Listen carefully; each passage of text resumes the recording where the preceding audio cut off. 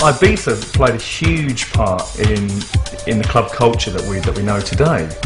Really, because of the style of clubbing, really, I think that was brought back from Ibiza into London. I'd only ever been in discos where you sit down and like sitting chewing gum, and it's all like, you know, kind of all doom and gloom, and it was like this beautiful open air, like big Garden of Eden.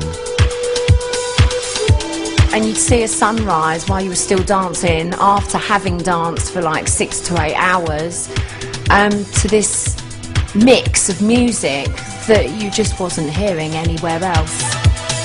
Ibiza had been a playground for Europe's jet set since the 70s. In the beginning, there was paradise, but man, foolish man, wanted more out of life. So he bit the apple to become wise. There he stood naked. In 1987, 4 British holidaymakers were to have an experience that was to change clubbing forever. September '87 was Paul Oakenfold's birthday and mine as well. And I think it was Paul's suggestion that we go to Ibiza for a week to celebrate the birthdays. I had my birthday party there and invited Holloway, Rampling and Johnny Walker. Paul was running a little club in Streatham and plugging records. Johnny was working for London Records, and Danny had just started DJing, you know, just doing a few little things here and there. None of them were actually DJing in Ibiza at that point. It was very much a clubbing island run by Spanish DJs. I remember a friend of ours, Trevor, going on about this club called Amnesia, and we'd heard about it, but it was always, you know, it's miles away, we'd have to get a cab there, don't want to do that. We got taken along there one night, and you know, just amazed at what Alfredo was doing, you know, with the music.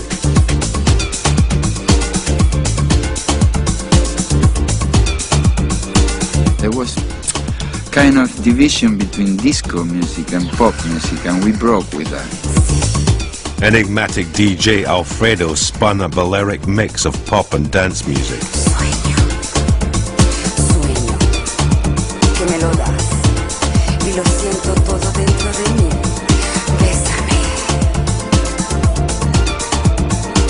I had to make dance a bunch of people that were English, German, French, Spanish, old, young,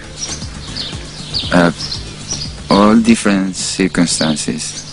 What he was doing was playing right across the board, from rock to pop, disco to everything, every kind of music, and mixing it up. So he had a mixed crowd there, and I think all he was trying to do was just, you know, play a mixture of quality dance music, you know, and still slip in some of the new things that he was into, which was Chicago house sound.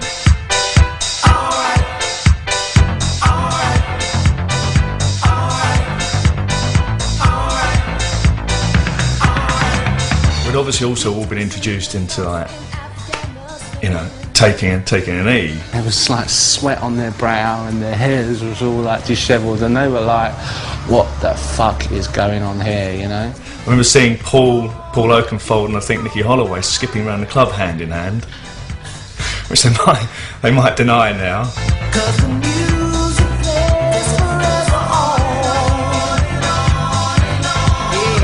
I don't think that it was a necessity, and I don't think that everybody was doing it. I just think E was something that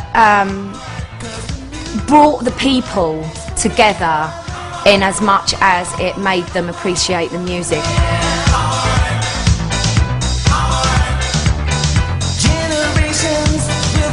As their holiday ended, the 4 friends resolved to bring their summer back to London.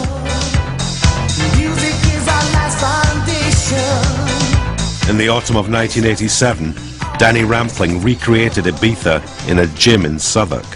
He called it Shum. Shum was just a sweatbox. I don't know, it was just lunacy. You know, the ceiling was like there. You could barely see this far in front of you. Danny Rampling was like there. Danny Rampling on the decks, and it's like, oh, it's Danny Rampling, it's Danny Rampling, it's Danny Rampling. Now, some girl told me once afterwards that she could see his aura as he DJ'd. people who like you were just like it was like, oh my god, you know, they were in Gaultier suits one week, and next minute they were like very spiritual and on one mateys, they say.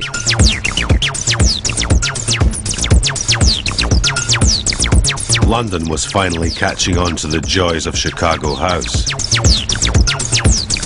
Unless you were on it, it was the difference between the lights being on or not off. I mean, you were in a fitness club, but as soon as you'd get sorted, you were in amnesia.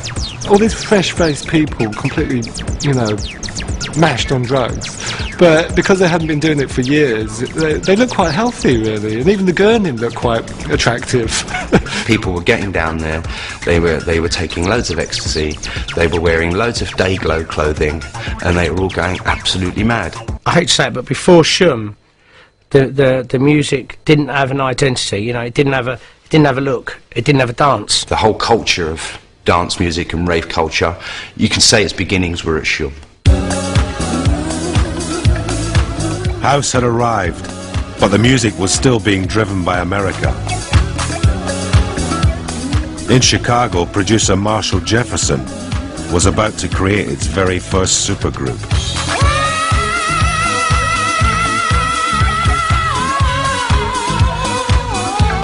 Did a couple records under the name Ragtime, and when Atlantic Records approached us about doing recording for them, they said that they wanted us to record for them, but they hated the name Ragtime. So he was looking for a group name, and I said, oh, intensity. He said, oh, this stuff that we're doing, man, this stuff is so intense. I'm telling you, this is intense. I can feel the energy. That's my Marshall impersonation.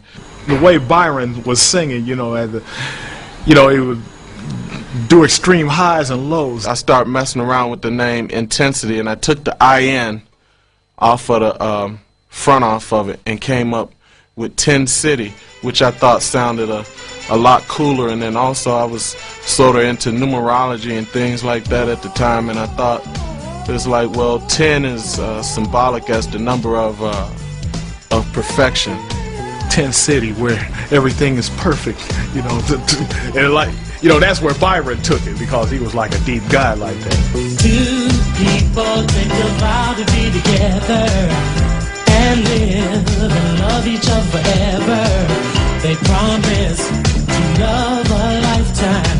Funny thing, then they change their minds. Marshall, when he was producing those records, he was doing live strings, you know, he was doing he was definitely bringing out the live bass and all that, and he was making them records. They were hot. Sometimes he would do things in such a way, I guess it would be like Picasso. He would do things to me and it would sound like strange. I mean, just really bizarre, and so sometimes it wouldn't all come together until it was actually done, and you would go, oh yeah.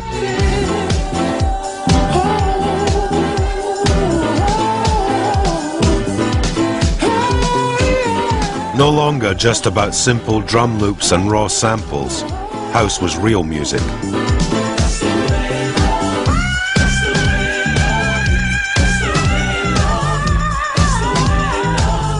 He hired 16 people to do hand claps. Yeah, he was like... When he was doing the whole live thing? He blew the whole budget on hand claps or something like that. I just wanted all my samples to sound different, man. It's nothing special, you know.